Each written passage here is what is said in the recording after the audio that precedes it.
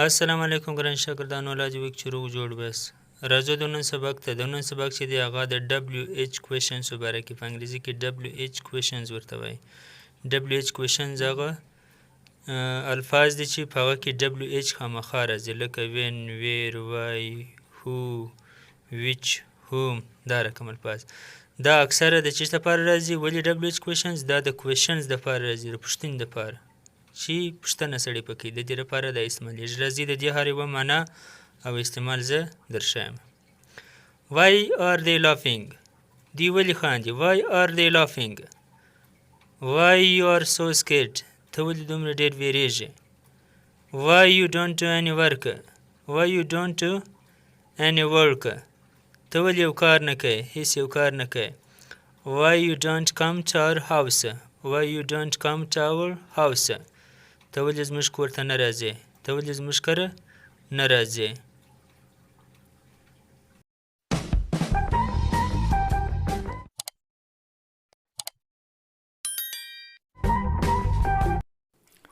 او دویم معنا دی how څنګه څه ډول How can we help you?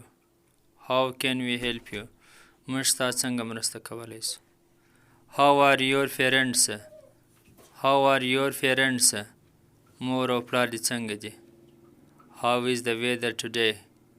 How is the weather today? نن موسم څنګه دی How are you today? How are you today?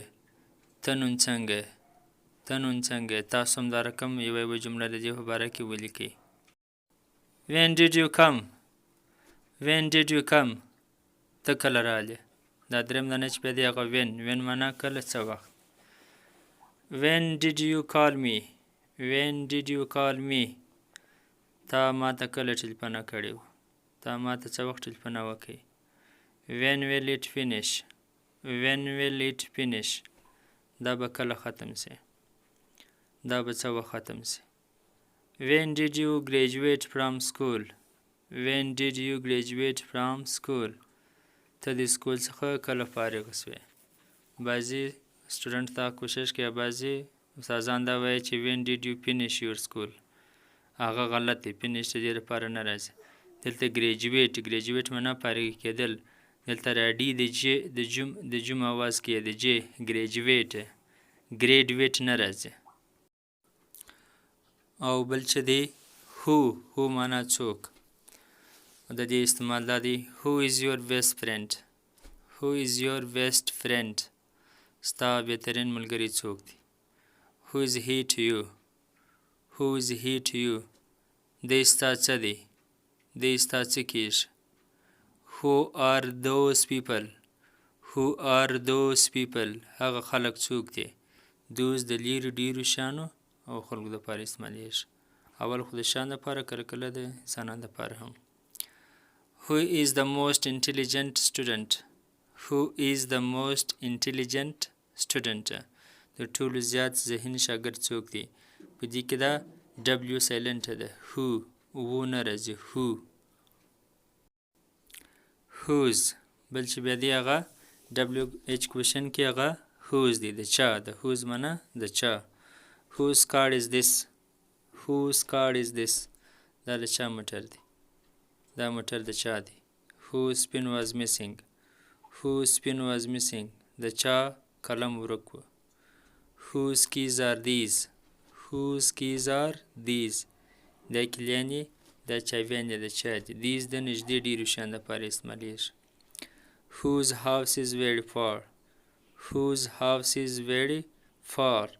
د چا کور ډېر لرې دی یو WH کوېشن چې دی هغه هم ویچ دی ویچ معنا کوم یو ډېر سټوډنټ د ویچ و د هو فرق نه کوي باید د دې فرق وکړي ویچ معنا کوم یو هو معنا څوک او ویچ ون کوم یو یا دانه موږ کم دانه کوم یو Which is your car? ستا موټر کوم یو دی ستا موټر کم دانه دی Which is the best house? Which is the best house? کوم یو بهترین کور دی کم دانه بهترین ښه کور دی Which action is the best? Which action is the best? کوم یو عمل د ټولو غوره دی کوم عمل تر ټولو غوره دی کار بل WH کوېشن چې دی هغه هوم دی، په دې کې هم W سایلنټ دی. هو معنا چاته، دا ډېر مهم دی. په دې باندې ډېر سټوډنټ نه پوهېږي، د دې استعمال معناوې نه زده. Whom are you talking to? Whom are you talking to? ته چاته ګایېږې، ته چاته خبرې کوې. Whom are you calling to? Whom are you calling to? ته چاته ټلیفون ورکوې، ته څوک په ټلیفون باندې راغواړې. Whom are you talking about? Whom are you talking about? ته د چا په اړه خبرې کوې، ته د چا په باره کې خبرې کوې. Whom are you listening to? Whom are you listening to? تا چاته غوږ نیولی دی، ته د چا خبرې اورې. او دا هم where معنا چیرې، چېرته. Where are they going? Where are they going? دوی چیرې روان دي، دوی چېرته روان دي. Where are you living now? Where are you living now? ته اوس چیرې پروت یې یا اوسېږې. زموږ په ژبه کې ورته ته چیرې پراته یاست، ته چیرې پروت یې معنا اوسېږې. Where is the market here? Where is the market here? دلته بازار چیرې دی. مارت یا مارکیټ بازار ته ویل کېږي په انګریزي کې. Where is the railway station here? Where is the railway station here? دلته د ریل ګاډي سټیشن چیرې دی، دلته د ریل ګاډي تمځی د درېدو ځای چیرې. او دا یې هم what معنا چی شي. What happened? څه پیښه ده. What did you say to them? تا دې ته څه وویل، تا هغو ته څه وویل. What is wrong with you today? نن په تا څه سوي دي، په تا نن څه سوي دي. What is wrong with you today? What is the main reason? اصلي وجه څه ده. What is the main reason? دا زموږ د نن سبق د WH کوېشنز په باره کې. مننه، تر بل سبقه ښې چارې.